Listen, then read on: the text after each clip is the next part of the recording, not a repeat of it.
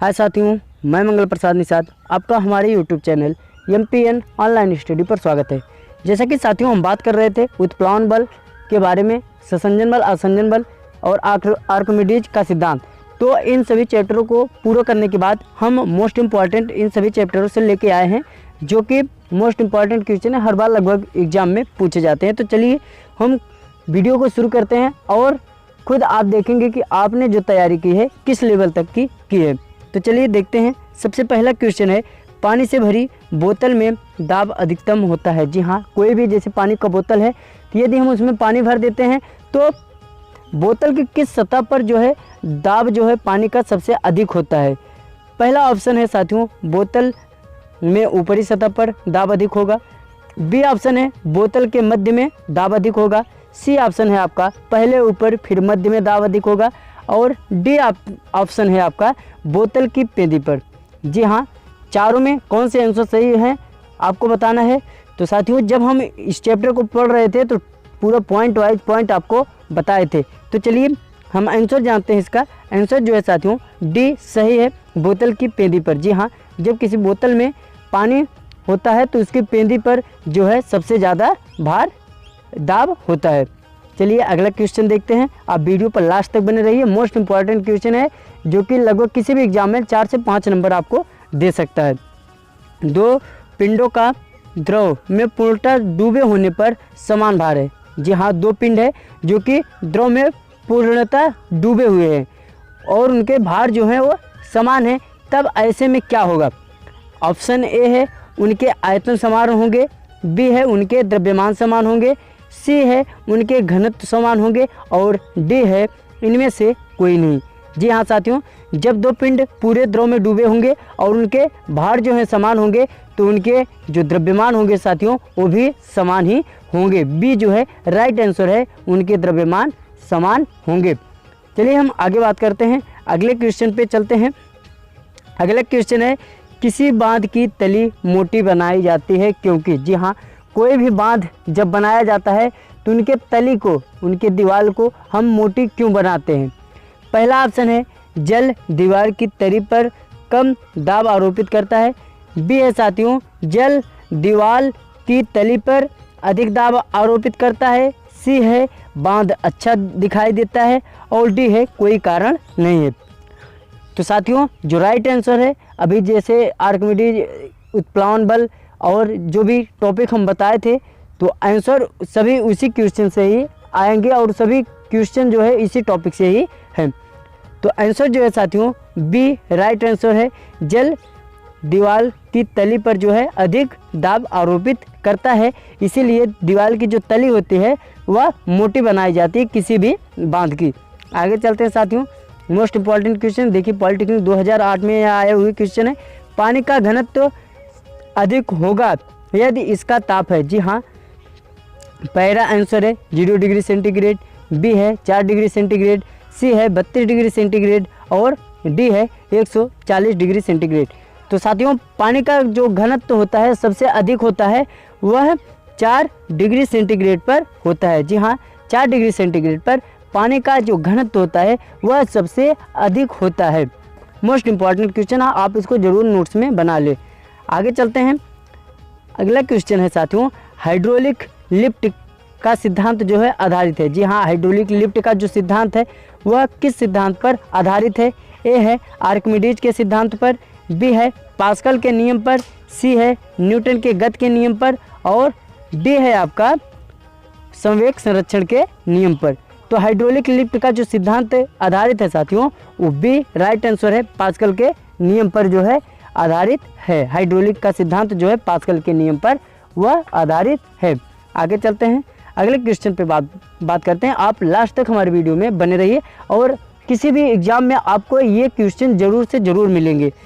चलिए आगे देखते हैं, बैरोमीटर को पहाड़ से खान में ले जाने पर पारे का तल।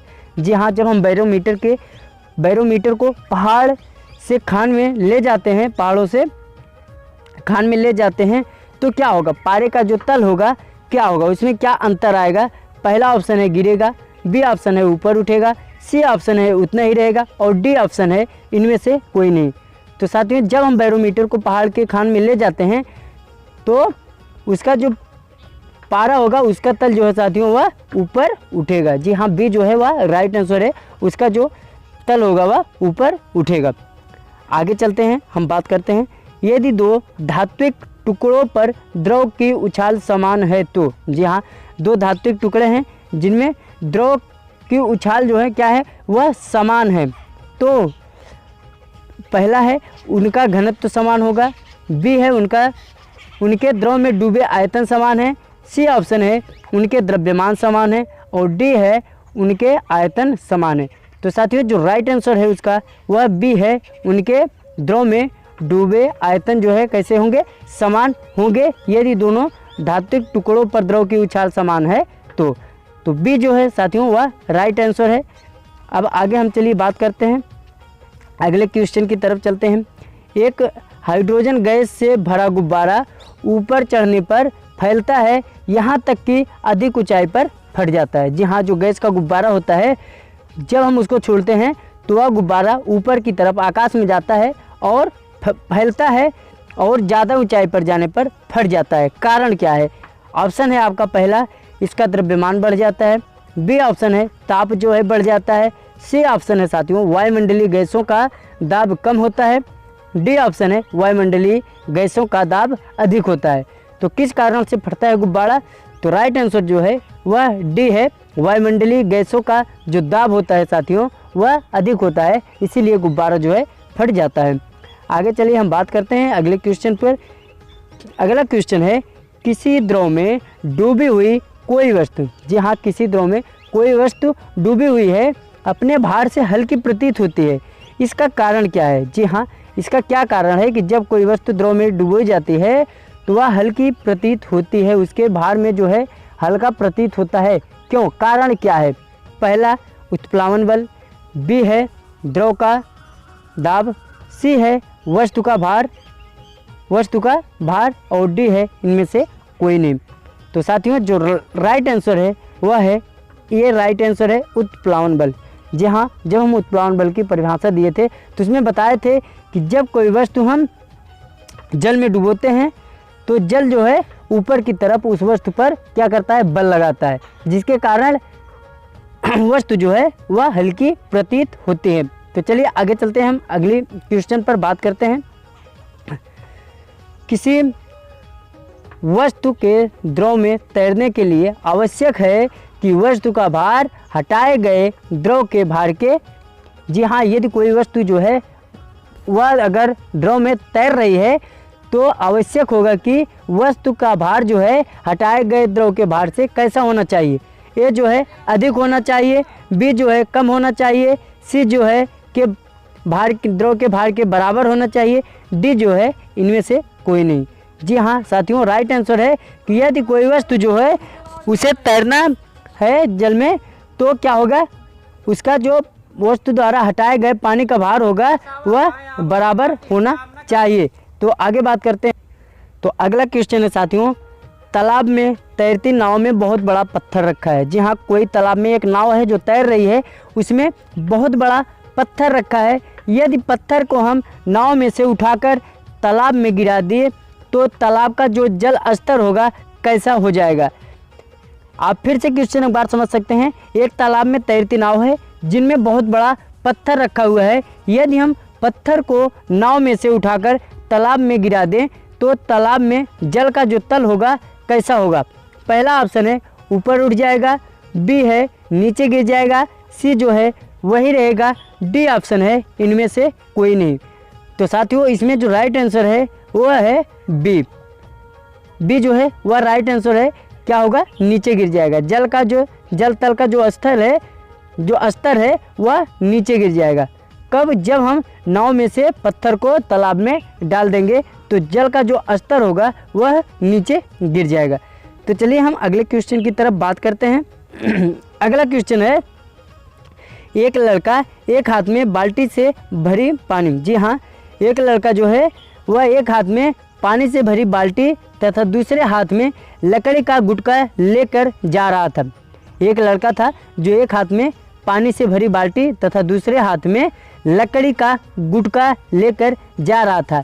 यदि वह लकड़ी के गुटके को पानी में डाल दे तो वह अनुभव करेगा। जी हाँ, यदि वह लड़का जो है लकड़ी के टुकड़े को पानी में डाल देता है तो वह उसके भार में कैसा महसूस करेगा। पहला आंसर है समान भार होंगे, भार जो होगा वह समान ही रहेगा। बी ऑप्शन है अधिक भार हो जाएगा। सी ऑप्शन है कम भार हो जाएगा। डी ऑप्शन है इनमें से कोई नहीं। जी हाँ, यदि हम लकड़ी के टुकड़े को बाल्टी, पानी से भरी बाल्टी में डालेंगे तो क्या होगा साथियों, भार जो रहेगा वह समान ही रहेगा। राइट आंसर जो है ए राइट आंसर है, समान भार रहेगा। आगे चलते हैं, आखिरी क्वेश्चन की तरफ बात करते हैं। आप वीडियो पर लास्ट तक जरूर बने रहिए। अगला क्वेश्चन है, यदि वायु की आर्द्रता जो है बढ़ती है तो वायुमंडलीय दाब, जी हाँ, अगर वायु में जो आर्द्रता है वह बढ़ती है तो वायुमंडलीय दाब में क्या फर्क पड़ेगा। पहला है साथियों घटता है, बी है बढ़ता है, सी है पहले बढ़ता है फिर घटता है, डी है अपरिवर्तित रहता है। जी हाँ, यदि वायु की आर्द्रता जो है बढ़ती है तो वायुमंडलीय दाब जो है साथियों वो कैसा होगा, बढ़ेगा। जी हाँ, बढ़ेगा। राइट आंसर बी है, तो वायुमंडलीय दाब जो होगा वह बढ़ेगा। तो आपको हमारी वीडियो कैसी लगी आप कमेंट बॉक्स में बताएं। अगर आपका कोई भी क्वेश्चन हो तो आप कमेंट बॉक्स में ज़रूर दें। अगर आप किसी भी प्रकार से तैयारी कर रहे हैं तो रेलवे, पॉलिटेक्निक, ITI किसी भी प्रकार की तैयारी कर रहे हैं तो आप हमारे चैनल को ज़रूर सब्सक्राइब करें। दोस्तों, अगर आपको हमारी वीडियो अच्छी लगी हो तो अपने दोस्तों के पास ज़रूर शेयर करें। फिर मिलते हैं अगली वीडियो में, तब तक के लिए धन्यवाद।